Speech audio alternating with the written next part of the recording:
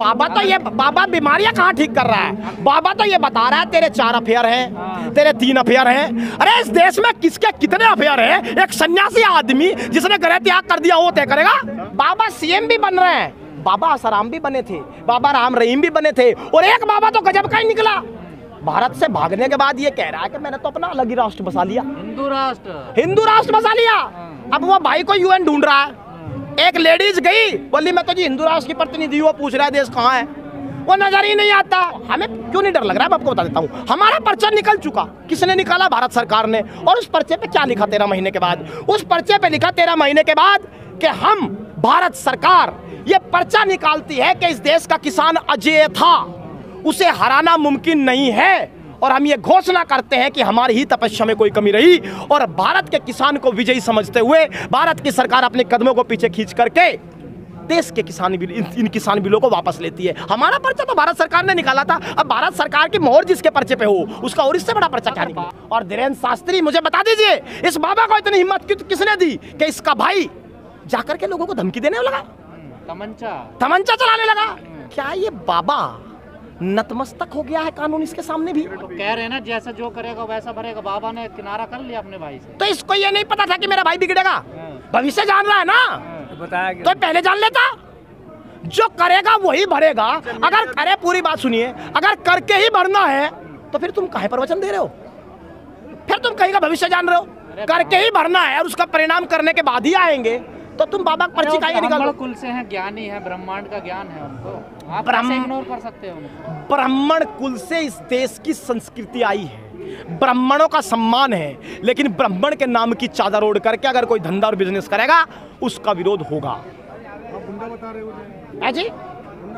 हम गुंडा नहीं कह रहे हैं। गुंडा शब्द देखो बहुत संभल के बोलना चाहिए। गुंडा नहीं कह रहे हैं हम उनको। हम ये कह रहे हैं कि इस तरह के पीछे के पैटर्न देखे गए हैं कि जब बाबा को लार्जर देन लाइफ बना दिया गया इस देश में, आसाराम को, राम रहीम को, तो उन्होंने इस कद के पीछे कुकर्म करने शुरू कर दिए। हमें यह डर है कि जब इस आदमी का गाड़ी एक सांसद चुना हुआ चला रहा है, तमाम इस देश के चुने हुए नेता नतमस्तक खड़े हैं, क्या ये आदमी भी तो कहीं इतना बड़ा नहीं हो जाएगा कि ये भी इस बेटियों के साथ कुछ गड़बड़ करने लगेगा? ये अंदेशा, ये डर है। मीडिया यही तो कह रहा है 27 साल के लड़के की सफलता देखी नहीं जा रही विपक्ष वालों से।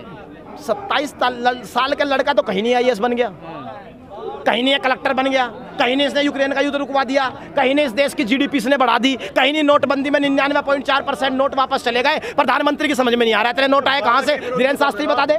विरोध क्यों कर रहे हो आप? किसका? हिंदू की बात करते हैं। किसका? हिंदू राष्ट्र बनाने की बात करते हैं। टोपी लगा के इफ्तियार पार्टी में जाते हैं, जब आप विरोध नहीं करते हैं। देखिए, भले से उनके जीजा चाहे मुस्लिम हो, धीरेन्द्र शास्त्री के जो जीजा है वो मुस्लिम है। आप सुन लीजिए अब मेरी बात सुन लीजिए। हम उस हर दुकानदार का विरोध करते हैं जो किसी भी धर्म की टोपी ओढ़ करके बैठ करके अपनी दुकान चलाना चाहता है। इस देश के व्यक्ति के पास काम करके खाना खाना और आम जीवन जीना एकमात्र विकल्प है, वो ऐसे ही जीना चाहता है। ये जितने ठेकेदार धर्म के हैं इन्हें पहले एक जगह बंद कर दो और ये फैसला अपने आप कर ले। देश को इनकी जरूरत है नहीं। देश प्यार से रहना चाहता है, देश एक साथ रहना चाहता है। मुसलमानों बात को समझ लीजिए। दिवाली में अली बसे, राम बसे रमजान, हर हाथ तिरंगा लहराए, ऐसा हो हिंदुस्तान। तो ये बात समझ लीजिए, दिवाली में अली आता है और रमजान में राम आता है। यही भारत की पहचान है और यही रहेगी। बाबा मुसलमानों के खिलाफ बोलते हैं, लेकिन बाबा के खुद के जीजा मुस्लिम है। देखिए इस बात की सत्यता मेरे पास नहीं है जी, मैं उस बात पे बोलता ही नहीं। रजत शर्मा के इंटरव्यू में बताया है आप। देखिए मैंने वो इंटरव्यू नहीं देखा और मैं उसी बात पर बोलता हूँ जिसका ज्ञान मेरे पास है।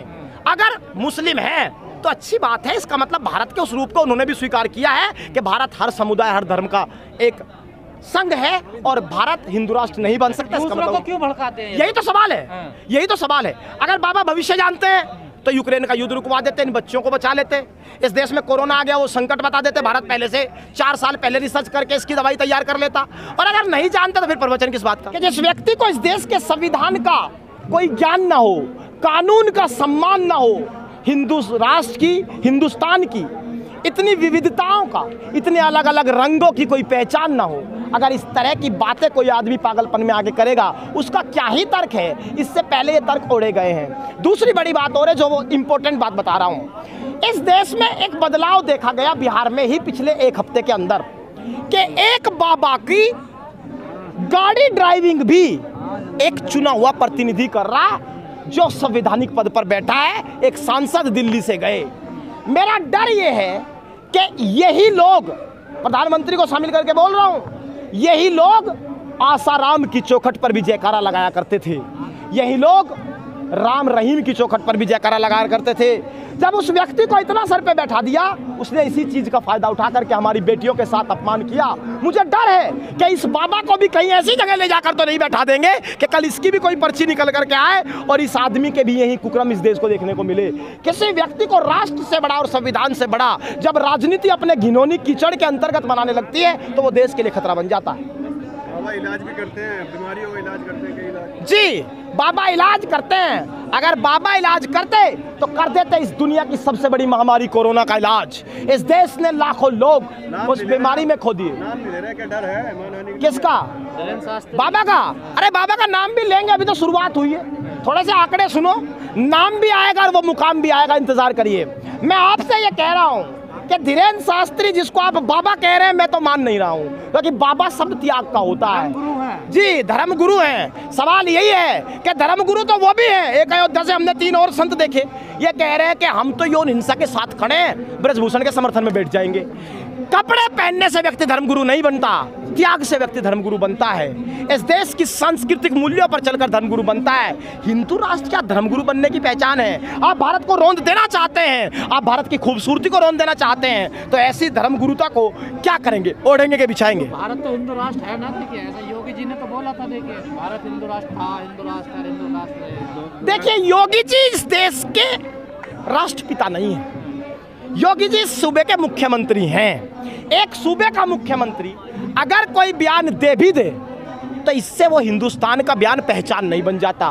भारत विविधताओं का देश है, खूबसूरती भारत की पहचान है। और एक बात आप ध्यान से समझ लीजिए, अलग अलग धर्म, अलग अलग जाति और अलग अलग समुदाय इसीलिए इसमें एक साथ रहते हैं, यही भारत की खूबसूरती बनी है। ना कोई योगी का बयान इसे हिंदू राष्ट्र बना सकता, ना किसी धीरेन्द्र शास्त्री का इस तरह ढकोसलेबाजी का एक प्रवचन इस देश को हिंदू राष्ट्र बना सकता। जो लोग कहते हैं राम राज आएगा देश में, राम राज आएगा, तो क्या राम ने राज किया था? वो तो वनवास चले गए थे छोड़कर राजपाट को।